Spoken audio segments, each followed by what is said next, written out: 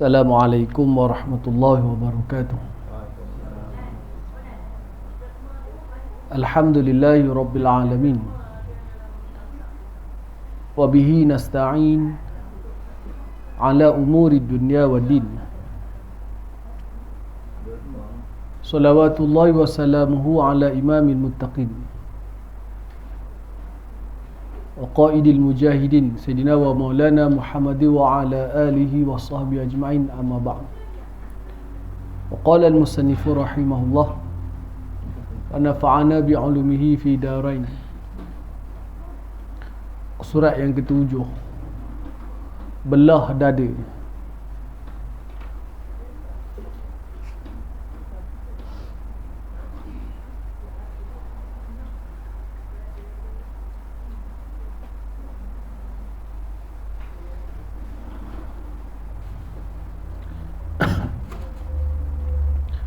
Ketika berada bersama-sama keluarga Halimah, satu peristiwa besar telah berlaku, iaitu peristiwa pembelahan dada Rasulullah sallallahu alaihi wasallam untuk mengeluarkan bahagian syaitan di dalamnya. Peristiwa tersebut menjadikan Halimah merasa takut, lalu mengembalikan Rasulullah sallallahu alaihi wasallam kepada ibunya. Halimah menceritakan kepada ibunya ketika Muhammad dan saudaranya maksud dia adik-beradik sesusu Nabi Muhammad, bermain-main di kawasan peliharaan kambing di belakang rumah kami. Tiba-tiba saudaranya datang mengadu kepadaku dan suamiku. Saudara saya berbangsa Quraisy telah dibawa oleh dua orang lelaki berpakaian putih. Mereka membaringkannya dan membelah perutnya sambil memasukkan tangan-tangan mereka ke dalam perutnya. Selepas itu aku dan suamiku mencarinya. Kami mendapati muka Muhammad pucat. Selepas peristiwa itu, aku dan suami sentiasa bersamanya. Kami bertanya kepada Muhammad, apakah yang telah berlaku kepadamu, wahai anakku? Muhammad menjawab, dua orang lelaki berpakaian putih datang berjumpa. Salah seorang daripada mereka berkata, kanak-kanak inikah yang kita cari? Kawannya menjawab, ya.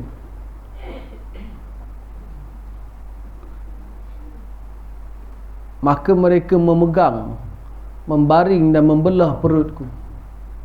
Mereka mengeluarkan sesuatu dan mencampakkannya. Aku tidak mengetahui apakah benda tersebut. Kisah belah dada dalam kitab yang lain, setengah ulama mengatakan belah perut. Dada ni ada tulang kan, belah perut untuk ambil jantung. Kita baca dulu, Nabi dibesarkan di perkampungan Bani Sa'ad. Nabi dibesarkan walaupun lahir di kota Mekah. Mekah ni macam bandar lah pekan, tapi dibesarkan mendapat pendidikan awal di perkampungan. Ini memang satu perkara yang telah disusun oleh Allah Subhanahu Wa Taala. Di kampung tersebut dulu udaranya bersih, pergaulan dia baik, bahasa dia sangat bagus, Fusha Arabiah. Bahasa Arab Fusha memang terbaik di kawasan perkampungan. Tambahan pula perkampungan Bani Sa'ad ni. Dan kawasan dia kawasan yang banyak membantu pertumbuhan, tumbesaran tubuh Nabi sallallahu alaihi wasallam, menjadikan Nabi kuat dan agresif. Pada ini kita tak payah cerita panjang lah, kita ni orang kampung. Macam mana budak di kampung dengan budak di pekan, beza. Jadi kekuatan tubuh, lasak, tahan, dengan miang-miang. Kalau kita ni miang nyamuk, temiku apa semua tu, tahan. Dia beza dengan orang di pekat. Nak minjak sembel pun kadang-kadang ni dia memang tak berani. Kita ni selagi tak lukis pun selagi boleh berjalan. Kalau dah tak boleh berjalan baru mak dia datang berubat. Itu pun tak ada bawa hospital kadang-kadang pun.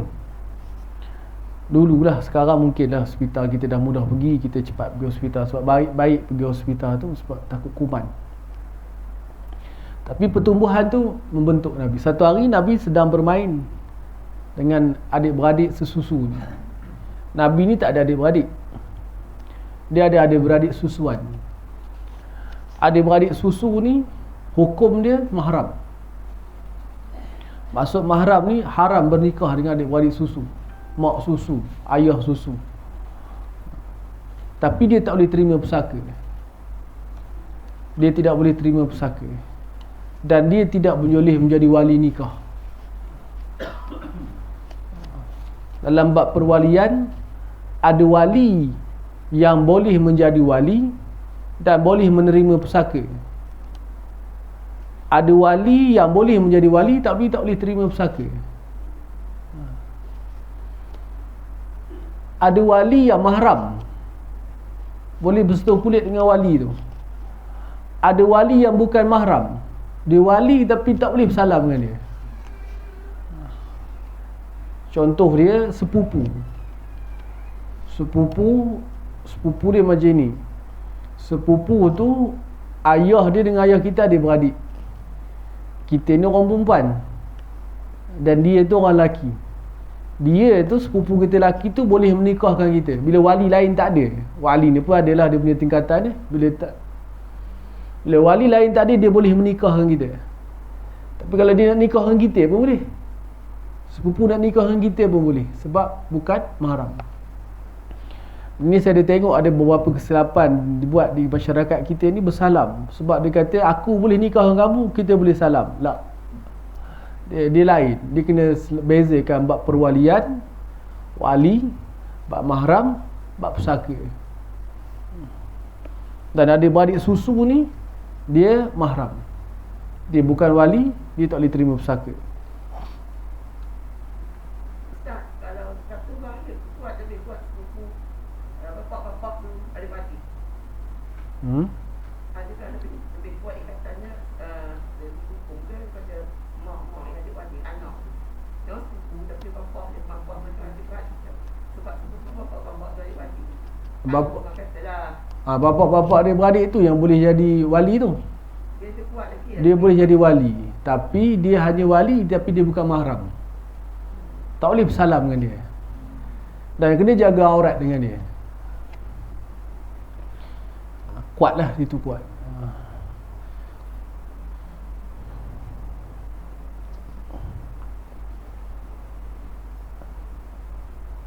Jadi ketika satu hari Nabi Muhammad main dengan adik-beradik susu dia, tiba-tiba datang malaikat Jibril dan malaikat Mikail. Malaikat ni dia panggil makhluk yang Allah ciptakan daripada cahaya. Cahaya apa kita tak tahu. Cahaya lah. Dan tak disuruh kita cari cahaya apa. Semalam apa berlaku saya tak reti nyebut tu. Semalam jadi apa bulan supermoon. Apa namanya? Supermoon ni. Saya tengok, saya tak tahu apa yang saya pergi bayar maghrib tu. Saya tengok lagi, dia kan tahu supermoon. Kira supermoon saya tahulah main bola tu. Dia macam ada kesamus, macam dia kabur-kabur apa tu macam. Tak tahulah, saya tak tahulah fenomena apa yang kita tak pasal tu.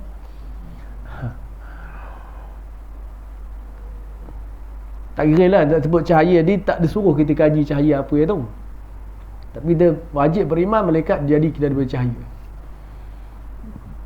Dan malaikat boleh merupa diri dia dengan bentuk-bentuk yang baik.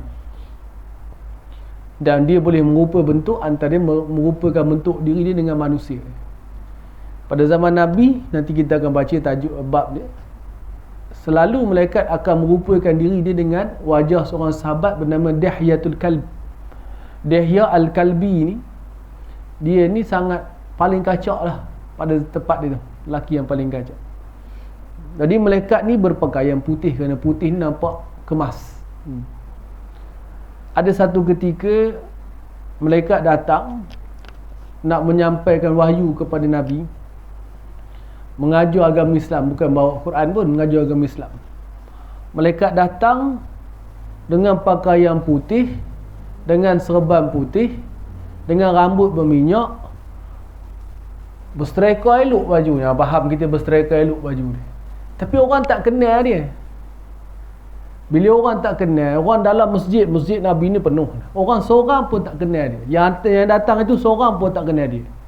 Maksudnya dia bukan orang situ. Maksudnya dia bukan orang di Madinah. Masa itu peristiwa itu di Madinah. Tapi dia tak ada kesan. Bila zaman itu bermusafir, naik binatang lah, unta. Mestilah rempuh padang pasir. Bila naik unta macam naik motor lah. Kalau naik motor, rambut mesti ada dia ada beza sikit. Debu-debu mesti kena baju dia. Tapi tak ada. Macam dia baru mandi, baru ambil keluar baju dari lemari, datang jumpa Nabi. Dengan minyak rambut pun lemui lagi, berkilat rambut. Itu malaikat. Nabi tanya pada Sayyidina Umar, kamu kenal ke siapa yang tanya tu ya Umar? Umar kata, Allah Rasulullah alam, Allah dan Rasul lebih tahu. Kata Nabi, itulah Jibril yang datang kepada kamu, mengajukan kamu agama kamu. Ni hadis dia panjang lah. Kalau ngaji hadis, kita akan ngaji hadis iman, Islam dan Islam, iman dan ihsan, yang menyebutkan hadis yang Jibril datang pula tengah-tengah macam ni dia terus duduk depan Nabi, dia lagi lutut dengan lutut Nabi, dia pegang peher Nabi. Wahai Muhammad, ceritakan kepada aku tentang Islam. Akhbirni anil Islam. Nabi sebut Islam. Betul dia kata.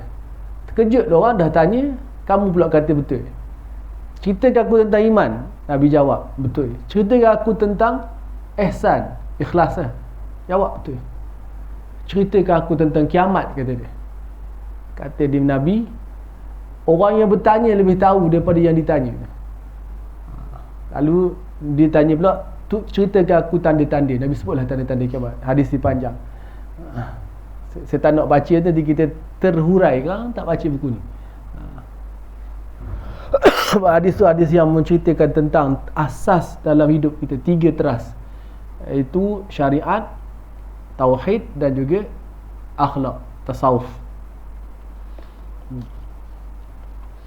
Lalu datang Jibril datang dengan Mikail, ambil pegang Nabi.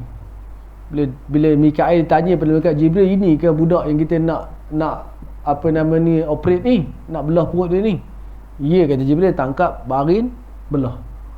Macam mana belah, wallahu ta'ala alam. Sakit tak sakit, tak cerita. Nabi tak sebut sakit. Nabi sebut Nabi pucat sebab terkejut. Dikeluarkan daripada perut itu jantung, yang kita sebut hati-hati tu, yang kita sucikan hati, bersihkan hati kena ikhlas. Hati-hati tu maksudnya jantung, bukan hati. Qalb. Dia panggil qalbun tu, walaupun dia panggil qalbun, sebut kita hati, kita lah sebut hati tu. Tapi sebenarnya jantung. Orang putih sebut hat kan, orang Arab sebut qalb, orang kita sebut hati. Yang kita nak bersihkan tu bukan hati rupa hati ayam tu. Hati tu adalah jantung. Sebab apa jantung ni dia ada 2 fungsi. Dalam ilmu sains, saya tak pandai sains ni, saya baca je, ngaji tak apa pandai. Sains ni jantung ngepam darah. Jadi darah tu dipam, adalah masuk jantung, apa dia pam ke seluruh tubuh. Nabi kata kalau baik jantung ni baik dalam seluruh tubuh, kalau jahat jantung ni jahat dalam seluruh tubuh. Ketahuilah kamu itu adalah hati. Baik macam mana? Kalau kita dalam bab kesihatan, baik luaran dulu. Sakit, kenapa kita sakit? Makanlah. Kalau kita ni sakit apa? Gatal, alahan, makan udang, gatal. Kalau gaut, makan benda daging lebih, korban ni. Pengkor lah habis tu, ngempur berjalannya. Itu kalau apa sakit?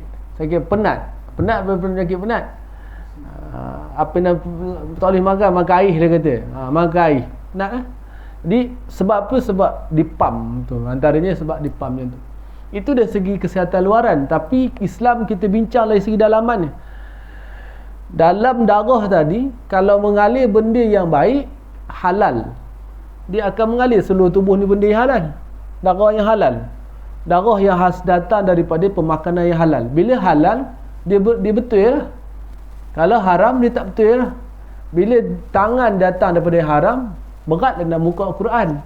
Mata ni masuk darah yang haram, tengok Quran pun dia rasa cepat, malas dan sebagainya. Jadi benda ni disebut dalam Islam dalam bab tasawuf, dalam bab akhlak.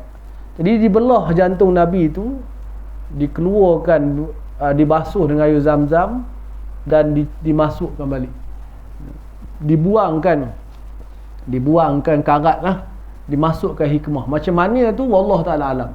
Benda ni sangat-sangat ghaib lah, kita nak cerita. Tapi benda tu memang berlaku. Jangan kata dia tu hanya simulasi ke, ataupun dia tu khayalan ke, bukan. Kalau siapa cakap macam tu, ada masalah pada akidah. Sebab peristiwa ni sebut secara mutawatir dalam kitab fiqh, dalam kitab sirah. Lalu benda ni cerita kepada Siti Aminah. Peristiwa tadi kata di Halimah, Muhammad, satu hari aku tengah duduk, anak aku datang bagi tahu yang adik-beradik kita dah ditangkap, dua orang pakai baju putih, dibaring dan dibelah perut. Dia sebut belah perut tu. Lalu Siti Halimah dan juga suaminya bergegas tengok Nabi dalam keadaan pucat. Ditanya Nabi ceritalah. Ada dua orang lelaki, dicakap-cakap dialog yang kita sebut tadi. Akhirnya Nabi bawa Nabi hantar kepada Siti Aminah. Peristiwa ini berlaku selepas Siti Halimah minta tambahan masa kepada Siti Aminah untuk jaga Nabi. Asalnya perjanjian awalnya Halimatus Sa'diyah jaga Nabi sampai umur 2 tahun je. Memang budak nyusu umur 2 tahun sebab dia jadi ibu susu. 2 tahun je lah. Tapi sebab sayang dengan Nabi tu seronok, tak nak berpisah, sedih, minta tambah. Siti Aminah bagi. Dalam masa tempoh tambah tu, nak tambah 2 tahun lagi. Dalam tempoh tu, dalam umur Nabi 3 atau 4 tahun lebih kurang begitu, berlakulah peristiwa. Tapi tak genap lagi perjanjian. Bawa Nabi pergi jumpa Siti Aminah, nak pulang kembali. Takut. Kata Siti Aminah dalam kitab yang lain, dia menyebut, kamu takut dia diganggu oleh jin lah, masa mudah syaitan ganggu. Kata Siti Aminah, tak, aku mengandungkan dia dalam keadaan yang sangat luar biasa, dan aku melahirkan dia sangat keadaan luar biasa, seolah-olah aku melahirkan cahaya. Tak sakit lah, tak ada kesakitan. Jadi kata Siti Aminah, teruskan sampai tempoh perjanjian, nanti hantar. Ini peristiwa belah dada lebih kurang. Kemudian kematian Aminah dan Abdul Muttalib. Buka surat seterusnya. Kemudian Rasulullah SAW tinggal bersama ibunya Aminah. Jadi bila habis tempoh 4 tahun, hantarlah Siti Halimah. Halimatul Sa'diyah ni, ketika Nabi menyampaikan Islam, dia pernah datang jenguk Nabi dalam keadaan yang terlalu tua pada masa itu.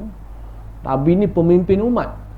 Nabi bentangkan selendang dia untuk Siti Halimah duduk. Ini dia ibu aku, kata Nabi.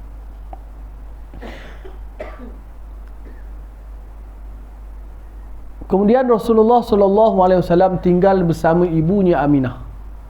Aminah membawa baginda SAW ke Madinah untuk menziarahi bapa-bapa saudara sebelah ayahnya, iaitu Bani Adi bin Najjar. Ketika dalam perjalanan pulang, Aminah ditimpa sakit dan meninggal dunia di Al-Abwa'. Abwa' ni ke tempat ni dia tak ada kesan. Dulu ada kesan, dia dah tak. Saya lalu Mekah tanya Rebobeh pun Pakistan, mana Abwa' ni? Dia tunjuk begitu, tak tahu tu. Kejap ni kan. Tapi apa nama ni, dia zaman kerajaan Saudi ni, Masa zaman ada seorang tokoh Saudi lah. Tokoh ni kalau sebut orang kita tak gemar lah. Muhammad bin Abdul Wahab, Wahabi lah. Dia ni pada zaman dia tu, orang Arab ni wallahu ta'ala alam, tu isytihad dia kot. Orang Arab ni dia puja kubur. Tahulah puja macam mana. Orang kita pun dia puja kubur juga, tapi minta nombor. Saya ada tengok lah. Ada tengok dia ada palung, dia ada pancur, dia buat tu, entah benda-benda dia buat. Tu satu orang kita ingin kubur tu. Satu lagi tinggam lah. Tinggam kan? Panggil tinggam kan? Dia keratnya punat kubur tu buat tinggam. Tinggam ni apa? 77 tu. Sihir lah, sihir. Ambil tu sihir. Dia ada lah baca-bacanya. Tinggam atau 77 namanya. Tinggam tu saya tahu sebab saya baca lah. Tak tahu lah orang sebut tinggam tak tengok. Tapi memang ada tempat kita perasan, memang ada kubur-kubur yang kubur orang jantan ni, orang lelaki tu, dia akan hilang atas. Kubur kita kan ada punat setengah-setengah kubur batu nisan tu, dia kerat atas. Tu kalau kena tu mati dah kot. Sebab sihir tu.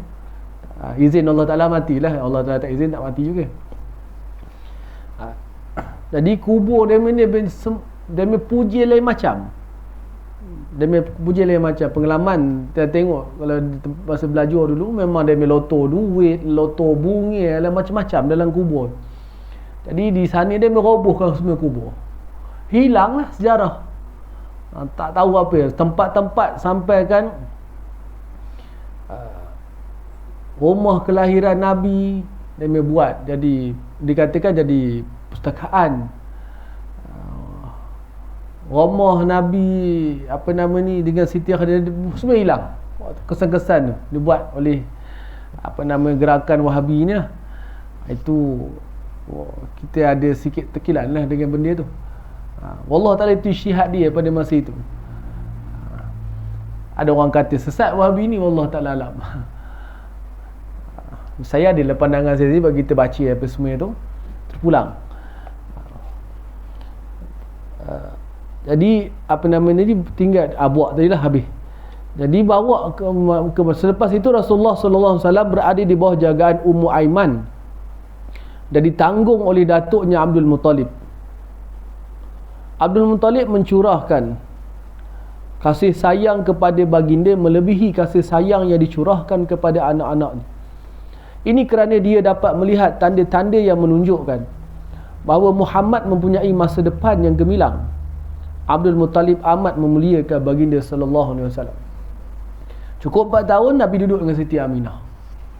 Duduk dengan Siti Aminah. Duduk Nabi dengan Siti Aminah ni sempat 2 tahun je. Umur 4, 5 sampai 6. 2 tahun lepas itu Siti Aminah meninggal dunia. Ketika Nabi masih kecil tadi, telah dibawa bermusafir daripada Mekah ke Madinah. Orang perempuan biasa pergi Mekah tahulah. Pergi umrah ke pergi haji, berapa jauh Mekah Madinah tu. Naik bas pun kita rasa lama tu. Nak nyampai tu. Walaupun jalan dia tu taklah apa macam kita ni jalan dia tegar, elok boleh laju dah. Cepat, tapi itu pun kita rasa lama. Perjalanan pada masa itu dengan kenderaan binatang unta lah.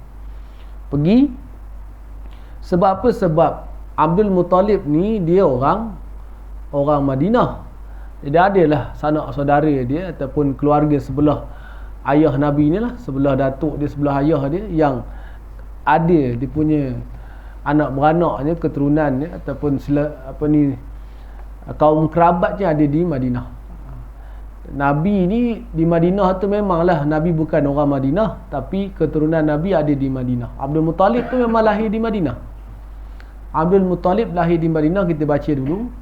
Kalau umur dia dalam besar lah, barulah dibawa balik oleh bapa saudaranya Muttalib ke Mekah untuk menjadi pemimpin Mekah.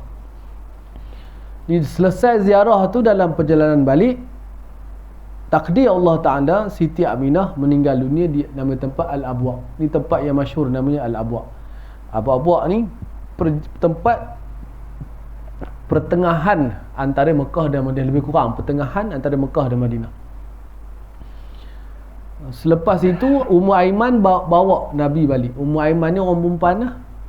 Ummu Aiman ni dia bawa Nabi balik dan diserahkan kepada datuk Nabi Abdul Muttalib. untuk dijaga. Kita tengok macam mana Allah Ta'ala uji Nabi, ketahanan Nabi semenjak daripada kecil. Ini namanya tarbiyah ilahi. Allah Ta'ala didik, Allah Ta'ala bentuk. Lahir tak ada ayah, kemudian baru tak ada ayah, baru nak memanja dengan mak pula meninggal dunia, umur 6 tahun, budak lagi, kecil. Kemudian duduk dengan datuk. Duduk dengan datuk ni, numpang kasih sungguh-sungguh dengan datuk. Dan Abdul Muttalib sangat sayang kepada Nabi, sebab orang tua ni dia nampak firasat dia dia nampak yang Nabi ni ada satu benda yang diandaikan akan cemerlang pada masa besar. Dijaga Nabi.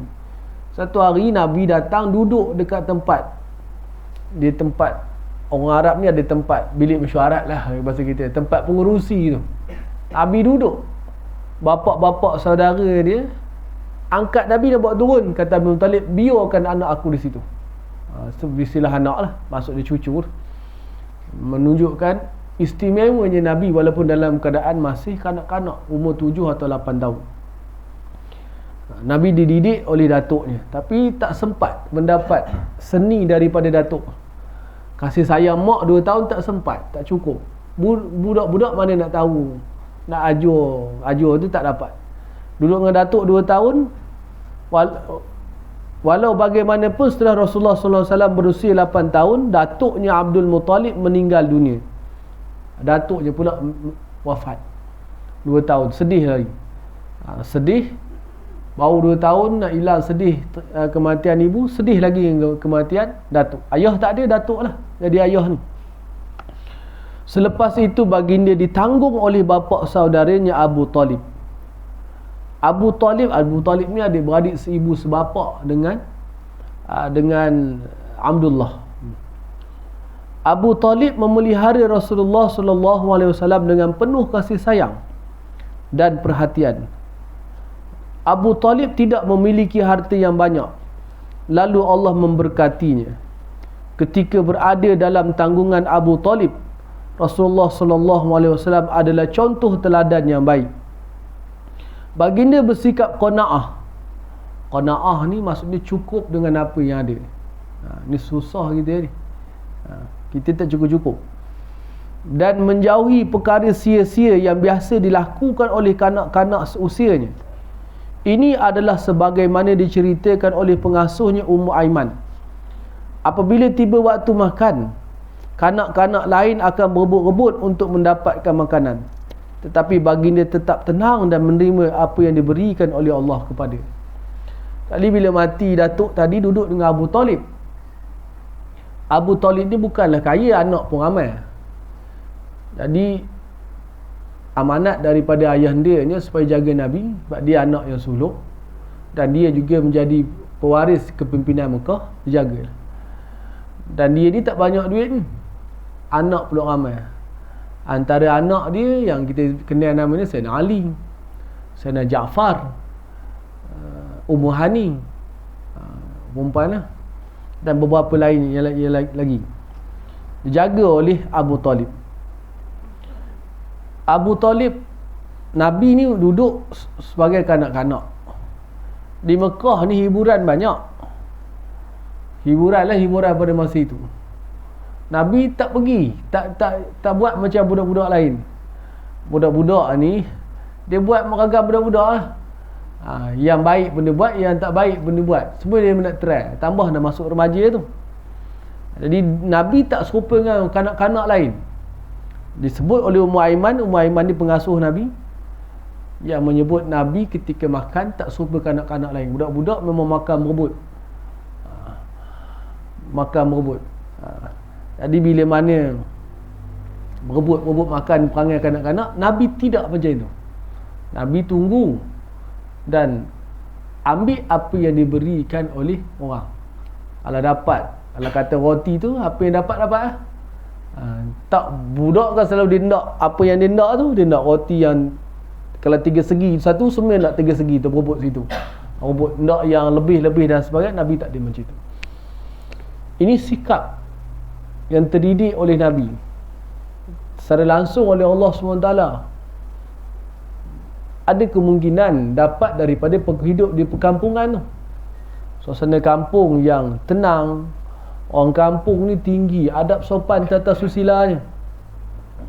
Hari ni adab tu dah hilang, sebab tak ada dah budaya kampung yang kekal. Kampung aja kekal, budaya semakin hilang.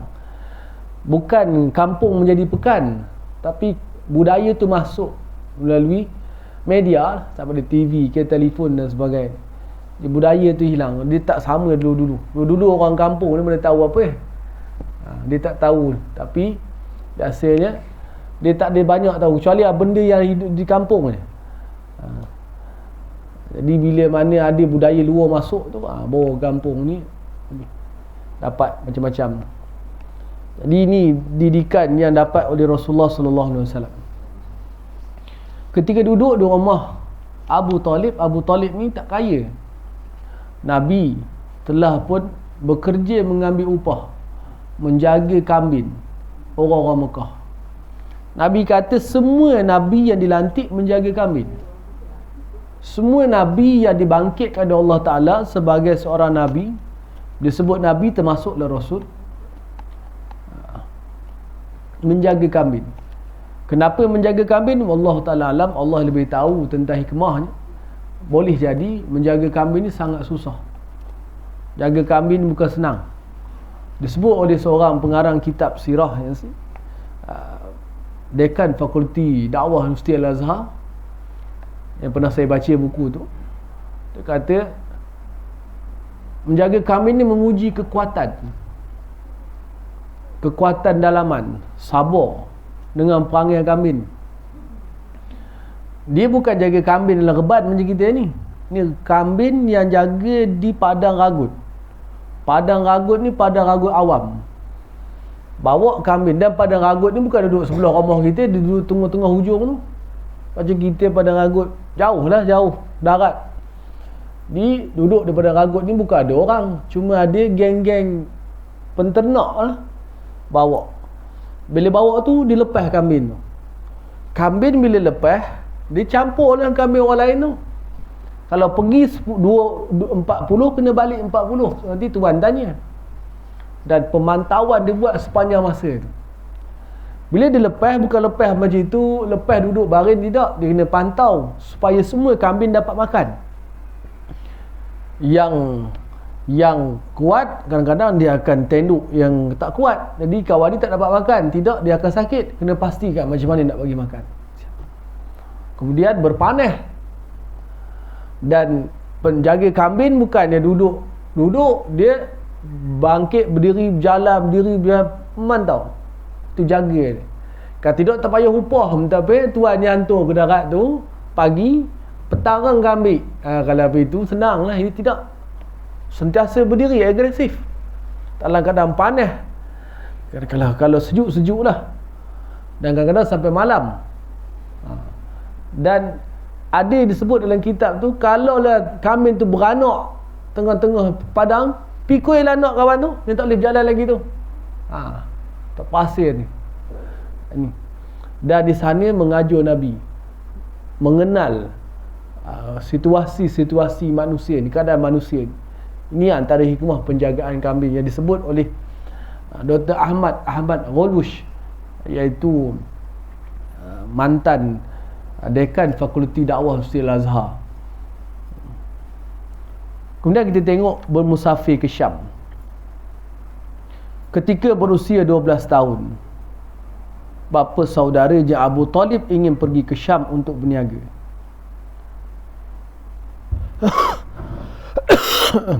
Pemergian Abu Talib amat sukar diterima oleh baginda sallallahu alaihi wasallam, sehingga akhirnya Abu Talib membawa baginda bersama. Ini adalah perjalanan jauh pertama baginda, dan rombongan dagang ke Syam ini tidak akan tinggal lama di sana.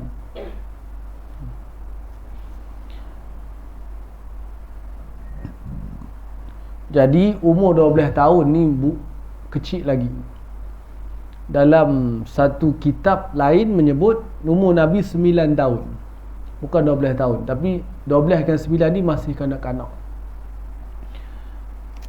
Abu Talib nak berniaga lah, sebab orang Mekah ni rihlatash syita wa saif. Dia punya ekonomi ni adalah perniagaan. Mekah ni bukan ada tanaman, tak ada. Tanah dia tandus. Kita tahu kan sejarah dia, tanah dia tandus. Tadi yang sumber ekonomi orang Mekah yang utama adalah perniagaan. Orang Mekah akan berniaga ke Syam pada musim panas. Syam ni di Syria lah hari ni. Dan akan berniaga di Yaman pada musim sejuk. Sebab apa musim sejuk ke Yaman? Sebab Yaman ni negara panas. Gurun Sahara apa? Gurun Sahara Yaman. Gurun Sahara dekat Ethiopia Gurun lah, gurun Yaman panas. Mau 50 lebih suhu tu. Jadi bila musim sejuk, kepanasannya agak kurang. Musim sejuk, musim panas pergi ke Syam. Kerana Syam ni Syria negeri 4 musim. Kalau pergi musim panas, panas dia taklah sepanas Mekah, masih steady, masih selesa. Kalau pergi musim sejuk, kena ribut salji, kering situ je. Sebab bahaya juga sejuk tu, tak ada persediaan. Nanti kalau orang pergi Mekah, kalau pergi kena musim sejuk tu, itu yang demam-demam tu. Demam dia. Bila demam, duduk di hotel je kan. Tak ada lah nak pergi semayang Masjid Nabawi kan. Sampai ke Mekah bawa demam lagi. Tu kena doa tu supaya diberi kesihatan. Jadi jarak apabila tiba di bandar Busra. Busra ni satu negeri yang jarak dari Mekah 1556 km. Lebih kurang perjalanan pada hari itu. Atau berapa lama sampai tu Allah Ta'ala alam. Biasanya ke Syam ni sebulan pergi sebulan balik. Biasanya kalau perjalanan pada masa itu. Kalau naik kereta pun saya rasa ni berapa kali berhenti ni. Kalau jalan terus ni meletup enjin tu. Dia tak meletup enjin, tuan dia crash begitu kan. Dia panggil slip slip disc. Dia telam duduk. Bahaya tu. Jadi kena berhenti tu. 1556 km. Jauh lah. Apabila tiba di bandar Busra, satu tempat di negeri Syam tu. Busra ni negeri sebelum sampai masuk ke bandar tempat berniaga tu. Seorang pendeta bernama Buhairah, pendeta ataupun paderi lah. Pendeta ni orang agama Kristian, telah datang berjumpa ketua-ketua rombongan. Dia bertanyakan mereka mengenai berita yang dibacanya dalam kitab-kitab suci mereka yang menceritakan mengenai pengutusan seorang Nabi di kalangan bangsa Arab yang akan lahir pada masa itu. Rombongan tersebut menjawab, sehingga sekarang ia masih belum berlaku. Sebelum berlakunya pengutusan Nabi SAW, pertanyaan semua ini telah dikemukakan oleh orang-orang Yahudi dan Nasrani. Mengenai perkara ini Allah berfirman, falamma ja'ahum ma'arafu kafaru bih fala'natullahi 'alal kafirin. Maka tatkala datang kepada mereka apa yang mereka ketahui kebenarannya, yakni Nabi Muhammad dan Al-Quran, mereka mengingkarinya, maka dengan demikian laknat Allah menimpa orang-orang kafir yang ingkar itu. Buhairah ni di Busrah ni, Bushra nama tempat dia. Bukan Basrah di Iraq. Dia ada buat macam kita panggil gereja lah untuk orang Kristian. Memang orang Arab lalu dia akan berhenti sekejap situ sebelum masuk. Pada masa ini Buhairah nampak rombongan Arab datang, dia makan tanya, ada tak Nabi dekat tempat kamu? Tak ada. Dia tanya nak tahu Nabi. Dia jawab orang Arab, tak ada lah. Ketika Nabi datang tu, ni riwayat ni dikatakan riwayat yang tak kuat, tapi cerita yang masyhur dalam kitab sirah. Awan ikut Nabi, memayungi Nabi sepanjang perjalanan. Dia nampak dari jauh. Orang Arab tak perasan, dia nampak. Bila sampai singgah di situ, Tiba-tiba Padri ni dia buat jamuan. Akan tengah hari dia bergerak. Sepanas dia tengah hari lah. Malam dia nampak awan ni. Pagi pun tak panas, tengah hari. Dia pun jemput orang Arab makan. Tak pernah-pernah dia jemput orang Arab makan ni. Tujuan dia nak pergi dekat dengan Nabi ni. Dia nak siasat. Nak siasat. Ada tak tanda-tanda kenabian pada budak ni? Dia nampak dekat-dekat tu, dia nampak budak ni kena payung dengan awan, orang lain tak ada. Apa pasal? Jadi macam mana nak dekat? Tiba-tiba nak bersalam, terkejut orang tu. Dia buat jamu makan. Dia jamu makan ada peluang. Bila tengah makan, dia kata panggil semua, jangan ada tinggal seorang pun. Orang Mekah kata semua yang dah hadir ni, tak ada siapa yang tinggal. Tu budak tu katanya Nabi Muhammad seorang-seorang budak. Oh, budak tu kenian lah. Orang tu yang habis makan baru budak makan. Kan biasa kita ada dua begitu tak? Kalau budak orang tu yang makan ni, budak-budak makan cukup sana tu. Dia orang dulu. Budak makan selepor apa semua tak elok lah. Ni adab orang dulu. Dia kata, panggil dia, kata dia Buhairah tu. Lalu bila dia datang dekat dengan Nabi, dia intai. Akhirnya dia nampaklah di belakang Nabi ni tanda nubuah, ada cok. Ada macam, ada tanda lah sini. Macam daging yang timbul sikit di belakang Nabi. Dia nampak. Dia tanya Nabi. Jawapan-jawapan Nabi tu memang jawapan-jawapan yang bukan macam orang Arab biasa. Dia tanya tentang Lata Uzza. Nabi tahu nak kata, Nabi tak setuju dengan benda tu. Lalu dia berjumpa dengan ketua kumpulan. Siapa ketua? Dia kata, siapa bapak budak ini? Abu Talib kata, akulah. Kata dia, mustahil bapak budak ni masih hidup. Buhairah dia baca kitab. Nabi akhir zaman ni lahir ketika ayahnya telah meninggal dunia.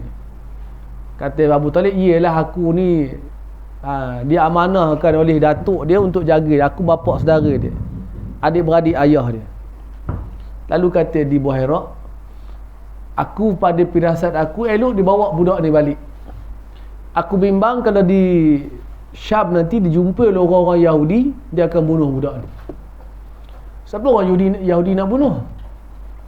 Orang Yahudi dia menunggu Nabi akhir zaman. Tapi Nabi yang ditunggu itu mesti daripada keturunan Yahudi. Jadi bila dia tahu ada tanda kenabian ni pada orang Arab, dia tak suka. Sebab dia pernah ugut pada orang Madinah. Nanti komen orang Madinah, bangkit Nabi akhir zaman, kami akan perintah Madinah. Tapi ketika itu dia dah menguasai ekonomi lah.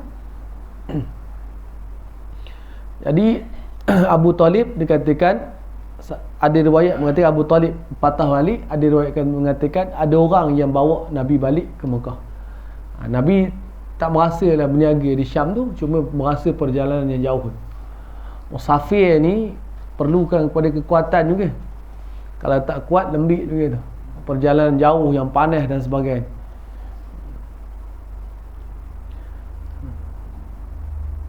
Kalau kita naik kereta pun panas tu, kena cahaya comel tu suluh atas badan, boleh demam tu kalau sampai tak larat tu.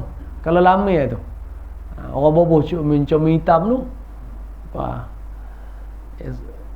aircon pun tak boleh pakai tu kalau comel saja, sebab dia silau, matahari terlalu panas tu. Kalau jauh lah, kalau dekat-dekat ni tak apa. Dekat 2 jam duduk bertohor bawah itu, sapan lah. Siapa yang tak tahan? Kalau tahan, alhamdulillah, kekuatan tubuh masing-masing lah. Habis.